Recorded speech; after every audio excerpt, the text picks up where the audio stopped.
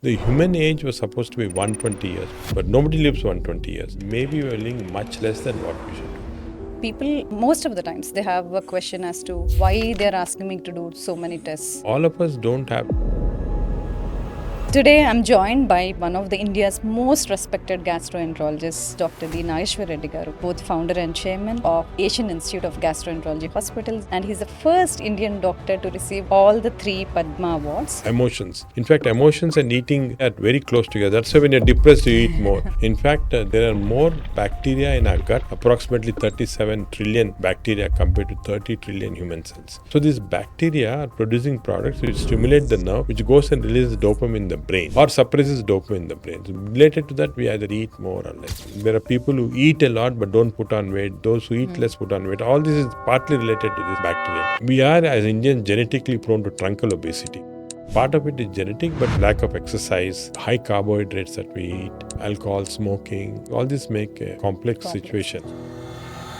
What is that one thing, sir, that you feel AI can never replace doctors for sure? I think what AI cannot replace.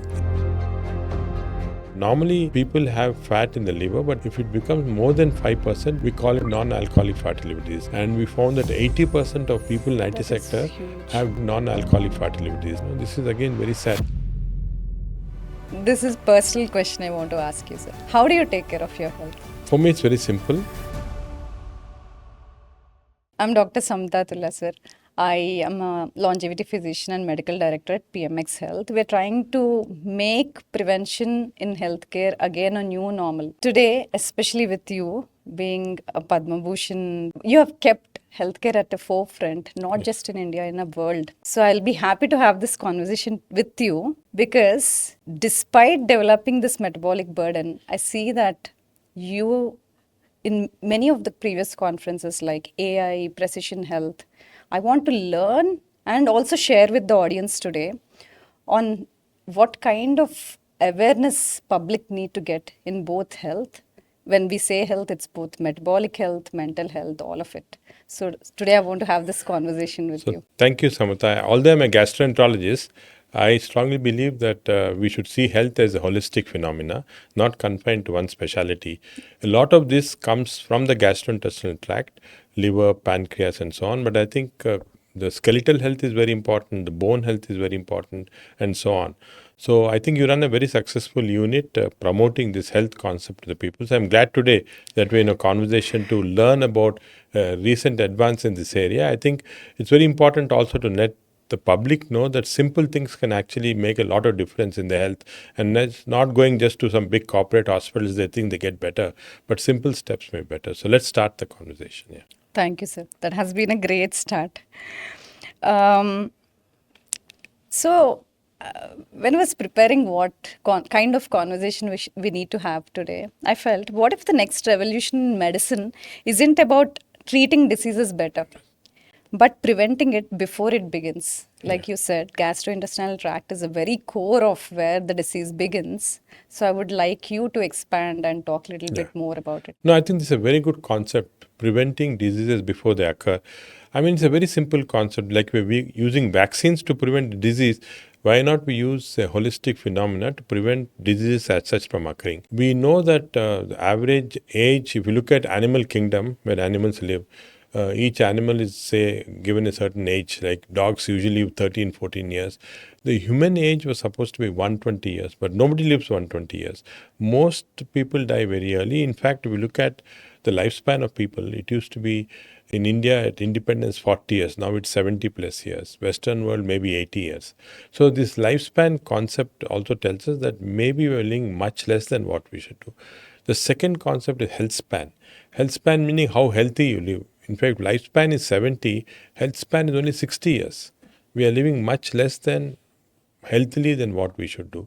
So if we can prevent diseases, some of these chronic diseases like cardiac problems, lung problems, liver problems, diabetes and so on, we can not only increase our lifespan but increase the health span. We now have several tools to tell us how to prevent this because we know the basis of many of these diseases. There's a genetic basis which you can now identify by whole genomic testing. There's a metabolic basis which can be constantly monitored by various devices that we have now. in the market. We can discuss about some of these. We also have now a precision medicine. We can target exactly which areas we want to. So all these are part of preventive health. I think we're in a very exciting field. There are only few countries which is actually concentrating on this. Part of the West Coast in US, there's a lot of emphasis on this. In Germany, there's a lot of emphasis on this. In Japan, there's a lot of emphasis on this. So all these, I think, are important areas. We should learn from them and see how we can improve or prevent diseases from occurring. That is very well said, sir. People, most of the times, they have a question as to why they're asking me to do so many tests. Yes. I have only this particular problem, but I see I was advised all these different tests that define different things. Yes. So, identifying disease is not enough. Predicting what happens in the future if we continue the current lifestyle is also Yes. an important trajectory that Yes, people yes. need to understand. As you said, people need simple things to change Yes. or start their prevention journey. Yes. It could be as simple as doing minor changes in the sleep, nutrition, lifestyle, to what extent we can predict. That is where we're talking about Yes, genomics, yes, yes. metabolomics, all of that. Since you got the topic of genomics, this is very exciting. Like we have predictive genomics, pharmacogenomics, now nutrition and fitness genomics are also coming Yes. into existence now. I got to hear from you in the recent AI summit that happened here itself in AIG about pharmacogenomics, very Yes, sir. precisely. Financially, how much burden can be reduced to an individual by doing this one-time test in a lifetime? So, Yeah. a little bit on that. Yeah. So I think this is a very important concept. As medical students, I mean, we all went through this. We are taught that each drug is to be given once or twice or thrice. So it's very easy. All prescriptions are once daily, twice daily, or thrice daily, based upon the so-called half-life of the drug, which experimentally has been tested on volunteers. And we all write these prescriptions, one tablet for hypertension, one tablet for diabetes. But what we realized a few years back was that every person is different metabolically. The reason is that every drug that goes into the metabolic system, into our body, is metabolized by a series of enzymes. And all of us don't have the same concentration of enzymes or the same quality of enzymes. They're different. So what we found strangely when we started looking at people by giving them a medicine, we found it was totally different from what is in textbooks.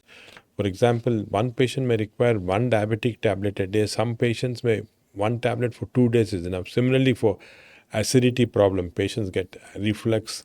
We give them one tablet for some we have to give 2 tablets. We used to never understand this very well, and we used to just randomly start prescribing or increasing the dosage. Then when we started looking at a cohort of about 2,000 patients who are coming to a hospital with, say, diabetes, hypertension, and so on. And we looked at their genetic profile of how each of them was metabolizing their medicine through their genetic mechanisms. We found that no two persons were similar. You can lump them into fast metabolizers, slow metabolizers, and so on. And what we found from our study was that you can actually divide patients based on their genetic background. So we call this pharmacogenomics, meaning drug-related genomics. So each of us has certain genes which are responsible for metabolizing these drugs. So when we did pharmacogenomics, we can then characterize and say, okay, you need only one tablet, not 2 tablets a day. The cost for doing pharmacogenomics is very cheap. It's only 5,000 rupees to do. And this is once in lifetime. You do this once in lifetime, you're set. And then anytime you go in future to your doctor, you just have to show your pharmacogenomic report, which is translated into a very simple way, even for doctors who are not having much knowledge in the area to see. So that will tell you your diabetic medicine, you're a slow metabolizer, take only one tablet twice a day instead of 2. So this has changed the prescription pattern in our hospital, and all over the world is coming into focus. So this is a part of precision medicine. Pharmacogenomics is one aspect. And like you said, you can apply the same to nutrigenomics. And nutrigenomics is very interesting. I think you're aware of these very interesting experiments that Eric Siegel, Israeli scientist, did. So what they did was they gave a cookie to one group of people and then looked at what happens to blood sugar levels. The cookie contains high sugar, so the sugars went up like anything. Another group of people given the same cookie, the sugars didn't go up at all. So which means that they have a different genomic mechanisms to how this is processed in the body. So Similarly, part of it may be related to microbiome. That's a separate subject we should come to later. But what it showed essentially is that all of us don't react in the same way to same type of food. Because I had many patients coming and telling me, look, I'm eating a lot of sweets and all. I never put on weight. But my sister eats only one sweet or looks at the sweets, puts on weight. So there's a difference in how we metabolize. So I think this is another area where we can actually look into before advising patients what they should eat and so on. So the standard diet prescriptions, eat so much of this, so much, is absolutely wrong because we are so different with each other. That is very rightly said, sir. When we were also looking into data, we see a lot of variants in adiponectin gene, especially. And especially with Indian population, Asian, and also for that matter, all the South Asian population, they are tofu phenotype. They are thin outside, fat inside.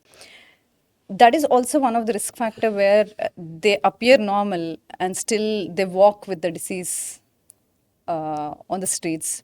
And I was taking out this interesting data released last year, 2025 meta-analysis, which looked at 62 studies over 40,000 participants, mostly India.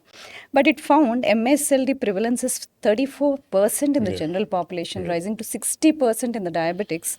And in rural, it's 18.5%, but in urban settings, it's 47%.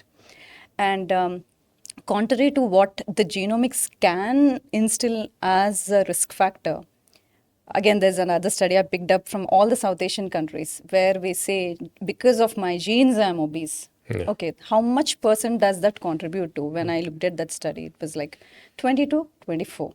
So that means remaining 70 to 75% of the epigenetics we have in our power today to take control of the genes. So that is where let's move ahead from genetics towards what is the 75% of the epigenetics that we can alter through metabolomics, transcriptomics, or lipomics, utilizing all of this. Yes. So before moving there, we are talking about gut microbiome. This is very interesting as well. Today we are talking about nutritional psychiatry, changing the way a person eats nutrition and see that they're feeling better in depressive symptoms or anxiety symptoms. That means today we have the power to modulate the gut microbiome. And who better than you for me to ask this question, because there is an entire research team on gut microbiome today, and Indians are different. So I want to understand this latest study that you're doing. For again lay public, let me start with a little introduction on what microbiome is. That in our body, right from surface of our body to eyes to mouth to gut, there's a lot of bacteria. There are viruses and other things, but predominantly bacteria, the totality of which we call microbiome. The microbiome of bacteria in the gut are the most important thing because they are heavily populated with this bacteria. In fact, there are more bacteria in our gut than human cells. Approximately 37 trillion bacteria compared to 30 trillion human cells, which means we are not human cells, but we're actually bacteria. And this is nature's mechanism, how nature put in this bacteria to control our various metabolic processes. And one of the important things we realize is bacteria in the gut producing a lot of substances. And again, for lay public, these are the end product of these substances are acids. They're called they're short chain fatty acids. Yeah, short chain fatty acids like butyric acid and all. So these metabolic phenomena, that metabolites coming from bacteria, are acting in the gut, changing how the gut, that is the enterocyte or intestinal cells, absorbs nutrients. Also, more important is they're acting on the nerve endings in the gut. There are two things in the gut which is very important for lay public to learn. One is that the whole of the gut, gastrointestinal tract, contains a lot of neural cells. In fact, there are as many nerve cells in the gut as in the brain. So it's called the second brain. Second, there are a lot of endocrine cells in the gut, as many endocrine cells as are endocrine organs. So gut is very rich in endocrine cells and in neural cells. And for long, we didn't understand what's the use of this. Now we realize that the bacteria are influencing the gut through their metabolites, which act on these endocrine cells and act on the neural cells. These two. And what happens is it's the feedback that goes in. So the neural cells, they act, and the feedback goes to the brain. And all our activities in the brain, hunger, appetite, the need to eat, even after eating, you want to eat, the so-called hedonic appetite. No, Response. you want to eat, say, a dessert after a full meal. All these are controlled in a small part of the brain, the mid part of the brain. There's a big circuit there, hypothalamus and so on. So they all control emotions. In fact, emotions and eating area are very close together. That's why when you're depressed, you eat more. When you're excited, you eat more because they're very close together and they share a circuit which is related to dopamine release. So these bacteria are producing products which stimulate the nerve, which goes and releases dopamine in the brain or suppresses dopamine in the brain. So related to that, we either eat more or less. Similarly, the bacteria are also making these endocrine cells secrete substances called GLP-1. Now we know about all these drugs people are using, Manjaro and so on. All these drugs are actually naturally produced in the body by the action of bacteria on the intestinal cells. So they produce this. So again, depending upon the action, more or less is produced. So some people naturally have their own Manjaro, high quantities. They don't have to take external Manjaro. Some people don't have. So all this influence bacteria have, and they regulate our mood, they regulate our activities, they regulate how we digest food, and also they regulate our metabolism. So that's the reason why there are people who eat a lot but don't put on weight. Those who eat less put on weight. All this is partly related to this bacterial. So I think this is an important phenomena we didn't realize till recently, but we now know. Yes. So when you're talking about genetic and epigenetic phenomena, I think we are as Indians genetically prone to truncal obesity. The obesity around The abdomen. the trunk, the belly part. Compared to Western population, which has more uniform distribution of obesity. Part of it is genetic, but partly I think a lot of epigenetic phenomena come in. I think our lack of exercise, the high carbohydrates that we eat, alcohol, smoking, all these environmental factors all controlled together. And this is something that can be controlled very easily. So there's a very complex interaction between environment, bacteria, microbiome, then additional factors like alcohol, smoking, and then of course your activity, physical activity. I think all this make a complex situation. But we now know that we can control these things so that it's not just don't eat more, exercise more. That's not the thing. There are a lot of other factors. This is very interesting thing that you brought in. All these years, there was only one phenomenon to stay healthy or lose weight, which is calories in, calories out model, where you do more, move more, eat less. Yes. But now we understand, no, it's not more complicated than that. Yes. There are hormones, there is HP axis, there is gut-brain axis, all of it. This is very interesting where while eating healthy, people can lose weight. Yes, While yes. not eating, people sit and gain weight. Yes. So today we have explanations for whole lot of this. So in the gut microbiome that we are talking about, this is very interesting, the endocrine and neural interactions that are happening in the gut. So we see the whole lot of market arising out of gut microbiome. It could be testing, it could be specific probiotics. Now we have Akkermansia known to get better glycemic balance with that. Now we have supplements around it. Also in a way, people go and when they listen only one thing, okay, they think, okay, I'll take this one probiotic, then I can change the whole lot of things. So I want you to talk about how... No, this is very interesting, Samatha. I think we should actually educate the public on this also. It's been sometimes, markets or even commercial interests simplify everything into one simple thing. Take one tablet of Akkermansia mucinophilia and then you lose weight. But that's not true because it's a very complex environment here. And our knowledge actually from this came in a very interesting way. There were these patients with inflammatory bowel disease in US who were being given fecal microbiome transplantation. That is a microbiome from one person to another person as a part of treatment for this intestinal inflammation. Very effective. Inflammation goes up. But what was found was some of the people were becoming obese when they took this transplant. And we went and looked at the donors were obese. So the obese donors were actually producing obesity in these people who took. So that means there's something in the intestinal microbiome which was transmitting obesity. Similarly, sometimes when you take lean stools from a lean, this has been shown in experimental, and lean mice and give it to fat mice, it becomes lean. So there's something in the intestinal microbiome. But it's not as simple as a simple substance. No. It's a whole environment. It's all the bacteria coming together, the products, what they produce, the environment, how they're fed in terms of food. All these things make, so it's not so easy, it's complex. So by just giving one or two bacteria, we don't change. But the most important misnomer that most people would do is to take these probiotics, and this is what I like to warn people against. If you go on taking a probiotic which is supposed to be good, this is probiotic is a single species or maybe two or three species that are given together to you. Our intestine has 1,000 species of bacteria. So if we give only one species, slowly what happens, our whole bacteria population changes and becomes only one or two or three species, which is not good. Diversity is Diversity is important. You want to important. have many, many different types. So probiotics are okay for short periods of time. So when you have a diarrhea, after that you want to take probiotics, it's That's okay. But long-term probiotics is not the answer. Single bacteria not the answer. The answer is to study this very carefully. So still science in evolution, and then give a mixture of all different types of bacteria and environment where they come from. It's the simplest thing, of course, to take a stool of these people. They put them in pills. They're called the capsules. The capsules can be given in a particular. So healthy individuals to those who are having certain diseases, you can see that some changes occurs. But what is happening in this field is more refinement is coming. There are companies now which are taking 7, 8, 9, 10 species of different bacteria, putting them together. For a short period you give them, you'll find some changes in the metabolism and so on, diabetes and all these things.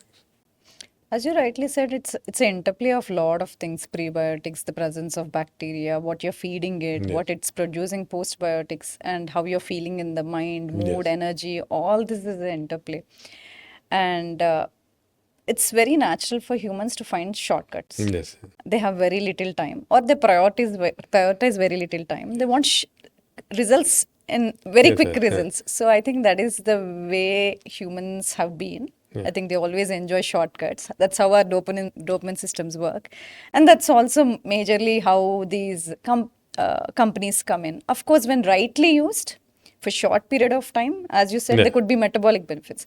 But depending on the sole therapy or a sole probiotic, just thinking that everything will change is not right. Absolutely. Yeah. You're Absolutely not absolutely right. right. Yeah. Not right. And other interesting thing about, again, a little bit going beyond microbiome towards mitochondria, Yeah. about the energy production cell in every cell that we have. Mitochondria also has become very central, Yes. crucial to the entire cellular medicine today.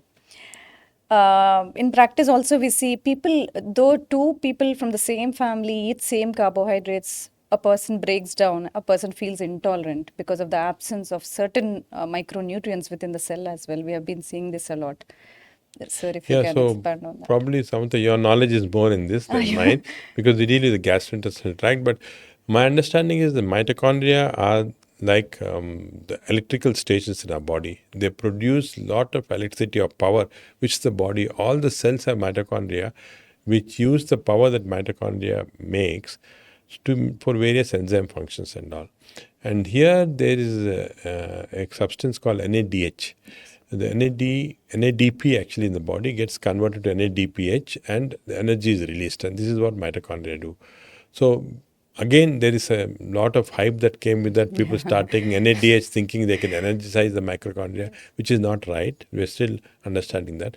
So there is inherently certain people who have very active mitochondria, which are producing a lot of energy, and all the glucose that comes is metabolized. If you have, for in simple language, a mitochondria which is not like that, then you can have accumulation of glucose, which gets converted into fat in the body, in the liver and other places. So mitochondria plays a central part in our, but unfortunately at present we don't have any way to change the activity of mitochondria. Still a lot of work going on in this area where we can give antioxidants, NADH, all these are being trying in animal lab. Yes. But a wrong practice that is done frequently, I think this again to warn people that they go to these Nutri labs, where they get IV glutathione, NADH, all that saying that this is good for mitochondria, that will be good. This is not absolute. I keep hearing from a lot of people asking for, do you do this? Can I take this? My friends are doing it, or my family is doing, wherever they keep hearing this from, or there's a hype. Some people have taken, they're finding it better. So I think context matters here, right, Yes, sir? Because a person having neurodegenerative disease will have yes, defaultly unhealthy mitochondria. They might feel better. So what can work for one person may yes, not work exactly. for another. For general public, it's very important to know about liver fat. I think maybe that's something you should. Normally, people have fat in the liver, but it's very small percentage, less than 2%. If it becomes more than 5%, we say fatty liver. Very often, fatty liver is caused by alcohol or things like that, or very obese people. But when fatty liver is not caused by alcohol, we call it non-alcoholic fatty liver disease. NAFLD is the term. Now it's changed to metabolic associated liver disease because abnormal metabolism can cause this fatty liver disease. This, as the Indian population is very high, and we have found this non-alcoholic fatty liver disease in up to 80% of certain groups of population. For example, we did this study in the IT sector, and we found that 80% of people in IT That is sector huge. have very significant, and we grade them into grade 1, grade 2, grade 3. Many of them are in grade 2 or grade 3. This is again very sad. I think basically it's because this culture of physical activity has gone up. Come down. The most important physical activity, too much of fast foods. Ultra processed foods are extremely bad. I think this is something we should We should emphasize focus about. on. Ultra processed foods contain preservatives, coloring agents, and all, which change the microbiome, which cause major problems. Also change the dopamine circuit in the brain. You want to eat more and more because they attack the Body is dopamine. asking more and more. So I think all these are causing a change in society. So the so-called non-alcoholic fatty liver disease, even in lean people, those may not be fat. There's a wrong notion that you have to be obese to have. Even in lean people, you are seeing a lot of this. And we now know that this is the root cause of various diseases. For example, if you have too much fat in the liver, 20, 30% fat, that itself can produce diabetes, that can produce heart attacks, that can produce bone degeneration and so on. So the liver has become more central for this. So for the public, I think we should emphasize that when you go to ultrasonologist, if your fat in the liver is there, try and quantify it by using a special technique called fibroscan, which will tell you the exact amount of fat. If it is more or very abnormally more, I think you should see a doctor to see how you can reduce it. There are drugs, but that's the last resort. Yes. I think it should be healthy lifestyle. Yes, sir. And as you said, it could sound as simple as fat around the liver or a fatty liver, but it could end up with a heart attack. Exactly. But though people feel like there's a long way to go, but we have done this study, more than 500 people now. We saw that people who had fatty liver above more than 500 grams, the heart rate variability was low. Pulse velocity and arterial stiffness were so high. That means their blood vessels are aging faster than their chronological age. So as simple as it may sound, it is not going to harm me anytime soon, but they're already carrying the burden or progressive disease every day. Yes. So you're absolutely right. There's something in the fatty liver is producing toxic substance. For example, they produce fatty acids. A lot of fatty acids are going into circulation. These fatty acids will actually destroy the epithelial layer. And so blood going into the liver again is partly blocked. Going to other organs is decreased. And aging occurs faster. People they age faster. I think prevention has been the simplest and best key for most important, I think we should emphasize prevention should start from childhood. Yes. We all say after 50 years, we think, okay, I'm now putting on weight. But prevention should start from childhood. I think we should teach our children. This is very important. It's a wrong, one of the very funny concept, for example, in US that came is that when a child gets up, the first thing they do is give a glass of orange juice to the child before going to school. And that's the worst thing because orange juice has calories, fructose, no fiber, has preservatives, and this is the best way to destroy a person's microbiome, produce fatty liver disease. And so they're starting with a disadvantage from the beginning. Nobody drinks coconut water in the morning, which is much more healthy, helps the microbiome and all. So it's orange juice. I think this type of thing, starting in children, and most of children, their breakfasts are some fast slice of bread with what happens. Even in India, it's all these cornflakes and all, which again contain a lot of preservatives. And the traditional Indian breakfast is much better, and we don't have the time for those things. So I think right from the childhood it starts. Again, because of the stress of reading, going through the exam, the physical activity is completely gone. And of course the social aspects also. They're all the time confined reading. The only entertainment for them is eating. So naturally you tend to overeat. So it's a big pandemic, I think, especially in children. So we as a society, and especially parents, should take this very seriously, that we should start inculcating these healthy habits in our child. proper eating. Traditional Indian food is still the best, high fiber, low carb, low refined carbs, lot of exercise, and not emphasizing too much on sitting there studying all the time. That gets us to sleep also. I think sleep is Yes. extremely important. Yes, And more than again, ever, we see now people wearing tracking devices and wearables. We see yes, that yes. more often now. Yeah. So this tracking devices is funny because a lot of people wear. I know a lot of health conscious people wear. Yes. I have view about them. They're good initially. Now you have a continuous glucose monitor. You can check what is your response. So that's a way of indirectly knowing what type of food you should eat and all. Their devices will tell you what type of sleep you had. Whether Yes. this thing, the Aura Ring, I think is Yes, becoming sir. very famous. Yes. The watches, which smart watches, which tells you how much you're walking, how much energy you put, what is your VO max and things like VO2 that. max. All these are there. Uh, my view is that okay initially, but I think using them long term all the time, looking at this thing, Bluetooth, data yeah. So I anxiety. think that causes more anxiety. I would say that you can use it initially to track, but later on, I think we should start. Now that you know, okay, these are the things, get back into natural thing. So we all have those periods where we lose track. It's Yes, yes, often it's okay to have one health buddy on the body to get us in track. It's good to adapt to the behavior, but once you're on track, I think we should let go of all of this. yes, yes, yes. So this was very interesting, sir. I want to bring this up. So we often see now recovery has been a great part of fitness journey, Yes, performance yes. individuals. So they wear wearables, morning look at the recovery score, and then decide if how good or great the day is going to be. So interesting was people who didn't see their data went ahead with their day. Actually, the day went great. Me- For people who saw that the recovery was so bad in red, it went worse than ever. Yeah. So I So think it sometimes, adds not to overdo this. And not to that's, overdo I think it's things. very important. This A is lot of very people, when what happens is you see all these very successful people, Sundar Pichai and all on interviews wearing all these devices, and when they're talking, so people think, okay, maybe that's important, but you don't realize that too much of concentration on that also is not it's good. not You can do initial tracking, see what is your baselines, and then get back to natural. That's very important. true. That is very important. Also, there's one drift that we have been noticing. Suppose a person has been wearing a wearable but never looks at it. It is okay and nice, because if it has been 2 3 months, they have not been working out. They went for a travel Yeah. or nutrition went off, and their heart rate somehow has gone by 10 beats higher. That means they're carrying the burden of disease. That is where the data becomes important for a clinician or a physician, because there has been 10 beats updrift Yes, and there has been exactly. 10 points downdrift in the HRV. Yeah. Then it makes Yeah. sense. But every day looking at the data can be Yeah, can be a problem. But like you problematic. said, you need some baseline data and see what's the variations that are occurring That are can help very much. Yeah. true, that's it. All this is definitely exciting, but I want to get to a point where now, since you're talking about data, so today health data is not a problem. No. Gathering data also is not a problem. Interpreting it, digesting it, and intervening is a difficult part.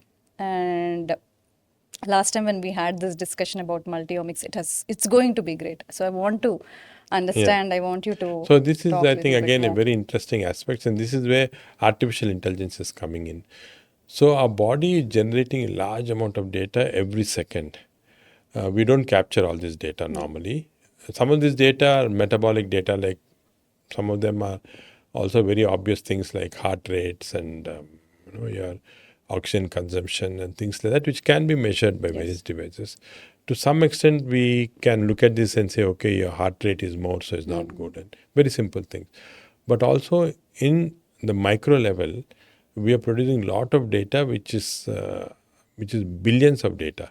For example, the genes are producing a lot of substances in our body. Just take the example of a microbiome. Microbiome, if you take it out, in the microbiome, lot of genetic variations are there in different species.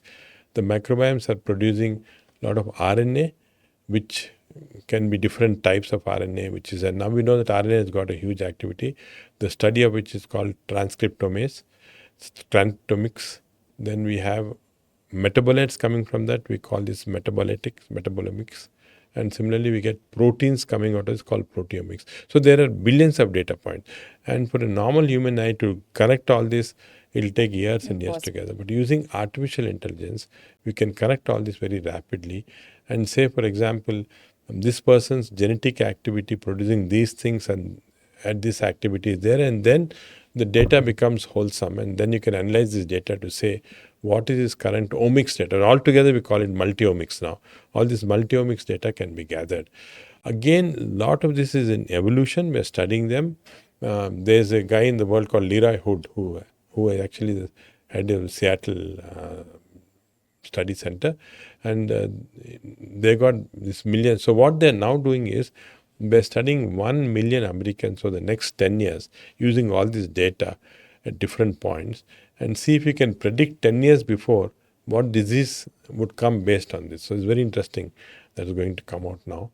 And I think, again, for the public, may not have practical value, but they should know that there's a multi-omics available, that all this data can be integrated to tell you, give you a certain final viewpoints of what your health is likely to be, what your longevity is supposed to be, what are the modifications you can do in your diet, exercise, and so on to get better results. So this is a very exciting Very field. exciting field that is evolving into. Maybe in tomorrow's time, we'll all talk about more about systems biology Yeah, system biology than the is, organ systems that we're talking So about when today. Leroy Hood actually came up with this concept of system biology 20 years back, everyone, including me, we thought, this guy, what is he talking about? Why so many millions of dots to be connected? And now we know there are billions of dots to be connected. In fact, now they're thinking of using quantum mechanics to try Mechanics. and get all this data. So it's very fast. What you can do with regular computing, which takes about, say, one day, is about 10 minutes with quantum. With Yeah. quantum. So ultimately, that's where we are going. That's where we are heading. It's exciting, though it's exciting to see where the medicine is heading with augmented intelligence, artificial intelligence, all of it. And people have already moved from the stage where now they know AI is not going to replace doctors Yeah, anymore. yeah, We are only yeah. leveraging it. But what is that one thing, sir, that you feel AI can never replace? I mean, it's not going to replace doctors for sure. What is Yeah. one thing that No, I next think stage physicians will definitely have? so. Something, Samatha, I taught a few years back, AI may not be able to replace compassion in a doctor. Patients require compassion. But I was actually surprised by the study which came in JAMA 2 years back, where people had surgery done, went back home, and they called the hospital to tell follow-ups, and then sometimes they had complaints, sometimes. So then when the calls came in, they were randomized into one calls which went to computer and one calls which went to human beings. And when they analyzed from the patient's response, which was better, the patients said that the calls which came from the computer were more compassionate. So they, in fact, better because they went on listening, went on Yes. reassuring, whereas for humans, we get tired. So that broke the myth that we are more compassionate. But I think what AI cannot replace is consciousness. All of us have a consciousness which we don't still understand. The consciousness is something which can never fit into AI. Although in the movies you see, robots and all having consciousness, the capacity to think, reason out as a human being, a computer can never do. I think that's consciousness is something that we'll never be able to achieve. That's my impression. I don't know. Things change. But presently, I would think that it's very difficult to put that into a computer consciousness. That is very rightly said that. People call it soul and other things, but consciousness is a term that. True, sir. A decade ago, how your thoughts or perspective was towards AI is also your perspective in itself is changing. That means Exactly. we don't know. There is a lot of unknown for all of us. Yes. So I had this very interesting opportunity to meet Dr. Peter Clardy and UC Matias, directors for digital health for Google Health. So they were the people who were building this up-to-date medicine. So I had this opportunity, was asking these same curious questions to them. Then, but I'll ask the question first and then I'll say that Yeah, answer yeah. to you, sir. If you are a physician, if you're a medical graduate in 2040 Yeah. and you're studying medicine then, and there is AI, we don't know what else is there. How differently would you study, or what are the few things that you look forward to? So I think it'll be different since there won't be all the standard textbooks and all that. They won't be any longer there. It'll be case-based, individual medicine, individualized medicine. The patient comes with this thing. What does he have? And also, we'll have so much of data coming in along with the patient. It's not just Yes. clinical examination. Unfortunately, the art of clinical exam is going to go. We're going to be a lot of data-based treatment. So, patient comes to you, he says he has fever for 10 days, not getting cured, but he has a whole lot of all the tests, everything done. AI has already analyzed that this patient, even now you put all this in Yes, sir. chat GPT, you get some answers. Yes. So, already giving you. So, then as a doctor, your concept is totally different. Your way how you approach your patient, how you treat is going to be totally different. It's and then our duty at that point of time is just to see whether A is okay or not, whether it's doing right things, Yes, sir. and then adjust the doses and so on. Again, which will be depending on patient medicine. So it'll be totally different. Mechanically, also, a lot of things that robotics would be doing that, which now what we're doing with the hand, like endoscopies and all that, robotics would probably be doing robotics. So our role would be getting little more distanced from the patient, and these things take over completely. That's my That's very imagination. interesting to hear. That some very great takeaways. One, individualized medicine. Client comes with patient comes with a lot of data. We are little bit distanced, but still making the decisions. So Yes, yes. decision maker is still the Still there. physician. Compassion yet is still there is AI or robot still learning. So other three, this is fantastic. I'm enjoying this conversation. So what I learned from or what the conversation was: perception, perspective, empathy, trust and verify. These were the few things I heard. As you also said, trust, but as a clinician, you're Yeah, you have to verifying. verify. Yeah. Has it given good prediction or a outcome or action plan or not? And as you said, consciousness, Yes. uh, perspective of the clinician still matters, though AI could be giving something else.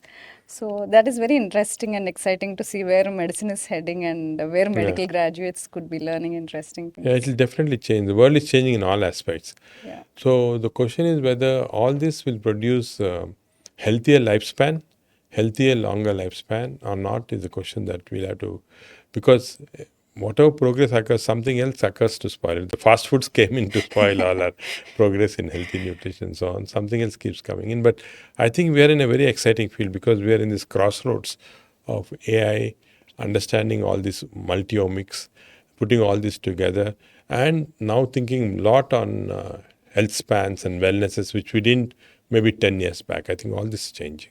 Moving from there little towards population averages.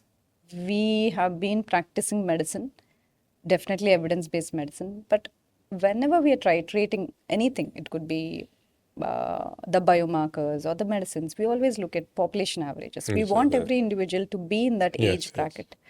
But since we're talking about healthy lifespan years now, we don't want people in averages. yes, yes. So we want the biomarkers also to be optimized to the best functionality or the best metabolism. So where do you see, sir, how can we move away from the wide-based population averages towards Yeah. optimals? So actually, most of these population averages have this bell-shaped curve. The standard bell-shaped curve where majority come in the center and then the outliers on the side.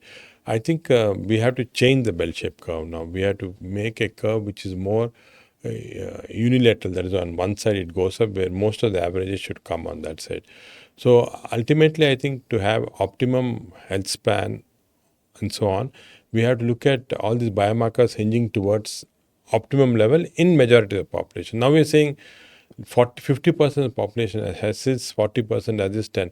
Then you should talk about 70-80% of the population having this type of, and that ultimately should be arrangement. Of course, the biological behavior varies. It doesn't follow, because whenever you look at biological behavior, you have the ideal situation only in about 50% of the population. Rest are outliers, but that has to be changed. Yeah. As very rightly said, sir, since we can't put every person, Yes. they could be either falling in that outliers or the normal, because we have been seeing HbA1cs are around 5.5, 5.6 non-diabetic zone, but still they're carrying the burden of the disease because we see their fasting insulin levels are more than 25, they're hitting 30 and have fatty liver. Yes. So that's So the typical situations for insulin resistance to occur, and then things follow up. things That, yeah. follow up. As you're saying, prevention should definitely begin from the childhood. Childhood. I Then think at that's very least, important. We should emphasize public that you start prevention right from childhood. right from 2 or 3 years age of child, they should start thinking about what is optimum for this child in terms of nutrition, activity. Very simple thing. I think we have discussed all very hi-fi things, but Yes, it boils down to it very boils down to simple simple of things. healthy lifestyle, which means adequate exercise, and nutrition, which should be again very simple. Our ancient nutritions are example of how healthy nutritions are. I think de-stressing ourselves, of course, here meditation, yoga, and all come. And the fourth, of course, is sleep, which we didn't discuss too much. But I think sleep is something which, again, people don't understand so very well. The amount of sleep each person needs, the type of sleep, the REM sleep, the non-REM sleep, and all those things. So if you actually break it down into these four simple things, that's what health is about. And I think people say, then why did our older elders didn't live so long? Elders didn't live because infections were a problem. Yes. The mortality rates were high because if we take out the infection part, we run statistics actually, take out the infection part, the lifespan or health span of our ancestors was much higher than what it is now, if we take out the infection part. Yes, but people like to look at the other way around. Oh, they have also been eating the same food that we are eating. They were No, I think they healthier. changed It's them. what, I think the yes, type of food they're eating is completely completely true. different. All these preservatives, artificial foods are absolutely gone. And look at some of the practices they used to have. Like they used to soak rice, overnight, and then that ganji and all that. Which, now that you know that it becomes very highly microbiomic, and then you're taking it in the next Yes. day morning. So these practices, fiber, the amount of fiber they're eating are huge compared to the Yes, fiber that yes, we use. yes. There's no preservatives in their food. Most of the farming was organic. Everything was total. And the other problem More now, sunlight exposure to more them. sunlight exposure, and also the type of even the animal protein they got was superior, because now animal protein is now antibiotics or plastics. Of course, that's another problem, microplastics in fish and so on. So I think there was a huge Food amount of has changed. difference. So if you actually take out the infection part, they were much, much healthier than us. Yes, very truly said, sir. If we can follow similar lifestyle to what they led, is more than enough for Yes, us to live exactly. 10 to 20 years more than Exactly, what we live exactly. today. And not only live, but in a healthy way. But in You healthy want way. to all live healthy way. And Yes. dementias, for example, we now Yes. know that there are a lot of emphasis on mental health, because that becomes a very important. And a lot of dementias are related to nutrition, microbiome, environment, microplastics. All these are again interconnected. And which was, so you see, many of our older, like our grandparents, were very mentally sharp till they were 90s or Yes. something. Now Yes. it's very rare to find somebody very sharp. Most of them would have Alzheimer's and so on. And look at the incidence of autism we're getting now, huge Yes. amount, again because of something in the environment causing. So I think this is, we'll have to get back to our old days. Get back to our old days, and I think we should invest more time in cooking Yeah, methods, yes. slow cooking, slow eating. When we ask people, do you chew your food? They feel it's a very alien question, but that was the basics where digestion starts. Starts And exactly. I think that Because is saliva also plays a very important very role important in role. digestion. It contains a lot of, we're now starting to look at saliva, and contains a lot of very important substances which breaks down the food. We don't give that enough time. Yes, Yeah, once the food is on spaghetti, it's in the tummy. So yeah, it's yeah, like that fast the route has yeah. become. So I think bypassing, taking shortcuts has been the major reason for what we Yes, are yes. facing today. And on top of it, now we have social media or constant screen time that is Yeah. constantly That's hitting this another terrible thing dopamine that, hedonic yeah. circuits as well. So I think that is feeding to that loop also is feeding to eating Yes, yes. behaviors. Well, I think all this in the midbrain, they're all very close circuits, the circuit between, and all this control by dopamine release. And Yes. dopamine is, is a substance that gets released when there's a high. So each time you want to get high, high, high with all these things, that's a problem. So this is personal question I want to ask you, sir. You are a very busy person. Yes. From starting to end, starting of the day till the end of the day, you play many roles. You have many Yeah. hats. You're into research, practitioner, clinician, build things, manage things. How do you take care of your health? So for me, it's very simple. I of course work long hours. And the only complaint I'll have is probably in the sleep. Sometimes the sleep amount less, but I think I can manage that by going into REM sleep very rapidly. So deep sleep, we don't waste time on non-deep sleep. But what I do is typically my day starts at 7 o'clock. I come, and then in the morning is to thinking, the research part, reading journals and so on. Then from 9, the routine work starts. Usually I go up to 12 o'clock in the night, work. Whatever I exercise at least 1.5 hours every day. I make it compulsory. I have my personal gym. So I'm doing 45 minutes of aerobics, strengthening of muscles for 15, 20 minutes, and stretches another 15 minutes. So this is part of me. It's not just 5 days, 6 days, sometimes 7 days a week to exercise. I'm extremely careful with food, what I eat, because a lot of temptation.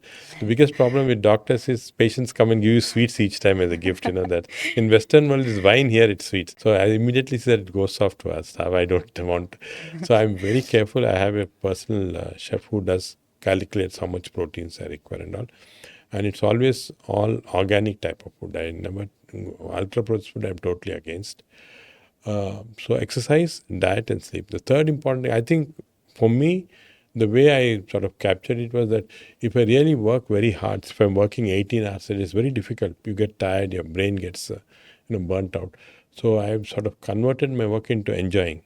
So when I do endoscopy, I enjoy myself. I see the pictures. When I talk to patients, I enjoy listening to their stories, solving their stories, or when somebody gets better, the pleasure you get out of this. So my whole day is full of enjoyment. I keep enjoying it. And when you enjoy things, then it becomes much more easier. You work I think longer. this is the fifth element of living and getting healthy, which is, we say ikigai. Ikigai, it's a part of Ikigai. So the reason for living. enjoy, the reason for living. It's enjoy, yeah. So I think in all our relationship that's important. Even in a family, you see all these fights coming in, people are very tense, they're not relaxed, they're not enjoying life. And life is, after all, maybe 70, 80 years, 100 years you live. You're very short. After that, you're gone. Nobody knows what happens. So in that period, I think if you enjoy your life, all your hormones get set in the proper way, your metabolism gets set and so on. That's something that people are missing out. It's partly stress, modern or whatever it is, but I think, and also it doesn't depend upon the wealth you have, the setting you have. It's just that how you take your life. You take your life as a whole series of enjoyments, and you'll enjoy every conversation. Like we're now having a very interesting conversation, we enjoy that. So everything should be like that, and it should be very. I think this is the fifth element that we should add for all the four elements. Yes, I think your lifestyle in a day has defined all these five elements Yes, very sir. thoroughly, about sleep, relationships, and your passion. You're enjoying your life. You're exercising. Nutritionally, you're taking care of Yes, sir. yourself. Contrast to all of this, okay, there is one interesting thing I hear from people. Indians treat food as an experience. So they say food is an experience. My sister or my wife or made a very sugar-rich cake. Oh, I need to enjoy it. Okay, for people asking these kind of questions. Yeah, no, I think food is an experience. Each time you eat, it's an experience, because right from your mouth, receptors are going into the midbrain, from your stomach, everywhere. So food is an experience. But I think this should be an experience that you don't overindulge in. Yes. Just because you say going to Kashmir is an experience, you don't go to Kashmir every day. So it's the same way. If somebody is making a very nice dessert, somebody in the house has made a small part, you can take once in a while. That's not going to change your metabolism. But eating it every day, there are people who eat dessert every day after every meal, saying they're used to that. That is a problem. So if you do it occasionally, it's still an experience. So I think people mistake this. Of course, the common saying of, we are not living to eat but eating to live. That's very easy to say. I think one should enjoy a food. Not that you shouldn't enjoy, but I think it should not actually destroy you otherwise. Yes, I think Because there should be actually, in fact, my concept changed long back when I had gone as a very youngster. I was not very into this nutrition and all that, to a World Congress. And this World Congress of Gastroenterology, after the Congress were over, we were all sitting outside on the beach. This was in US, a nice beach was there. And I found that all the delegates, some of them had pot bellies and all, were sitting and watching. And all the speakers, that is those who were the more experienced guys, the speakers were all running on the beach. So that differentiated who was the speaker, who was the delegate. So to me, that was very striking. That I think it's very important for all doctors, not only for all doctors, should set an example to the public that healthy lifestyle they should follow themselves, so that when the patient comes to the doctor, he knows that what he says is true. Otherwise, I find it now sometimes you have doctors who have pot bellies and all treating patients. It looks a little odd. I think so we should set an example lead as by doctors. example. Yes. concept is very true too. So we have been talking about where medicine is heading, to public awareness, to building systems, to systems biology, to your personal life. Now, I think we have talked all about this very interesting stuff. Let's step outside, and I want to all the physicians who are building things, Yeah. thinking new, propagators, promoters, that is when practitioners come in. Yes. They're early onset promoters and propagators. What is that one message, sir, you want to pass on to those physicians who are trying to build things? Yeah, so I think the most important one, if it's one message, should be never stay quiet at your comfort zone. So all of us reach a comfort zone. You're a physician, you're practicing, or you started some small thing, you get enough number of patients, you're comfortable. If you stay at your comfort zone, you're comfortable the rest of your life. Whenever you reach your comfort zone, raise the bar up. So now, okay, now you've got big practice. The next step is how can you build an institution? Raise the bar up. Okay, build an institution, doing very well. How can you build more institutions? Then how can you build a research institution? So I think each time you raise the bar, you reach a different level. Sometimes if the bar falls down like in high jumper, balls fall. But if you put it back and try again, you'll definitely jump over it. So never settle at your comfort zone. Keep raising the bar, and then of course you'll see success coming in. There are other factors, like teams, how to build teams, how to be positive, how to get help from the correct people, and those things. But the basic concept is to never settle at your comfort zone. I think this is a great message for all of us who look up to you every day, get inspired. Especially, I'm way more inspired by how you look at things very proactively, like when it comes to AI, precision Yes, medicine, all these things. And people like us, we feel very courageous when we look up to a senior who has built and is looking forward, and also we want to work in the same direction. I think this is very Yeah, I think motivational. we should keep all the time. If you're static, if you stand there, the world goes off. You have to keep walking all the time. Yes, sir. We have been learning, and who better than you? We keep learning all the time. Thank you for your time, sir. Thank you so much. Thank you for having this very interesting conversation. I enjoyed this conversation. Thank you. Again, this is for all the public who are listening again. Today we talked a lot about public awareness, primary prevention, all basic 5 lifestyle habits that all of us should start building to prevent from bunch of diseases, lifestyle diseases we now know are very much preventable and can add decades of healthy life years to us. So, and also for practitioners out there, please break your barriers, break out of your comfort zones, start to build things, because knowledge which is not transferred is It's wasted. waste. So thank you, sir. Thank you, Thank you Samatha. so I think much. again, congratulations to you and your team Thank you, for sir. thinking different from what an average physician. Your concept of functional medicine, longevity, health span. I think all these are very important concepts. Not many people in our country have taken this up as their solo aim, and you have done this very well. Thank you, And sir. hopefully the institute keeps growing. Thank you. Thank you very much, sir. Thank you. Thank you.